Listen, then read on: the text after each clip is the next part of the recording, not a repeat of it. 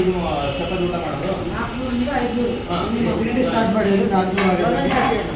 11:30 ನಾಳೆ ಕೂಡ ಬಂದು ಇರ್ಲಿ ನಾವು ಹೇಳ್ತಾರೆ ಏನಂದ್ರೆ ಕೇವಲ 450 ಅಥವಾ 500 ಜನ ಕೊಟ್ಬಿಟ್ಟು ಮುಗಿತು.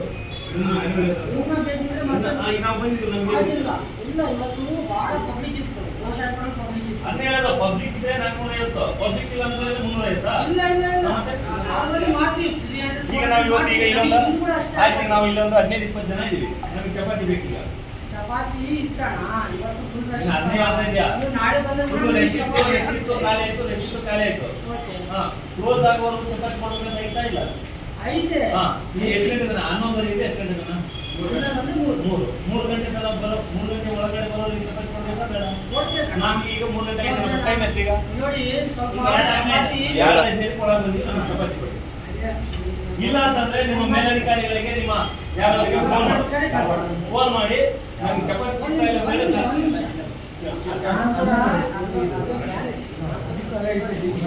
ಹಂಗೆಲ್ಲ ಹೇಳ್ತಾರೆ. ನಮ್ಮ ಸಾರಿ ನಮ್ಮ ಆತ್ಮೀಯ ತಿಂಗೇರಿ ಆದ್ರೆ ಕಾನೂನಾತ್ಮಕವಾಗಿ ನಮ್ಗೆ ಚಪಾತಿ ಕೊಡಿ ಅಷ್ಟೇ. ಅದೇ ಹೇಳ್ತಾ ಇದ್ದೀನಿ ನಾನು.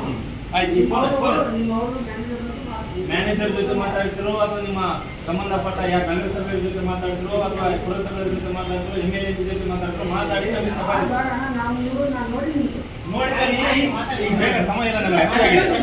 ಅಣ್ಣ ನೀವು ಊಟ ಮಾಡಿ ನೀವು ಬೇರೆ ಊಟ ಮಾಡೋದು ಮಾಡ್ರಿ.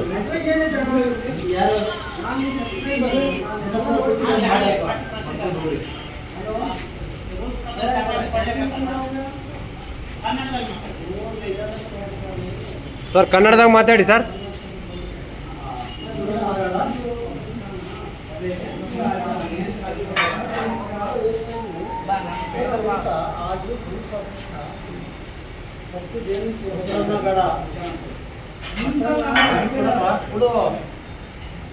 ಇರ್ಲಿ ಆಯ್ತು ಬೇರೆ ಊಟ ಮಾಡೋದಕ್ಕೆ ಅವಕಾಶ ಮಾಡಿಕೊಡಿ ಮಾಡ್ಲಿ.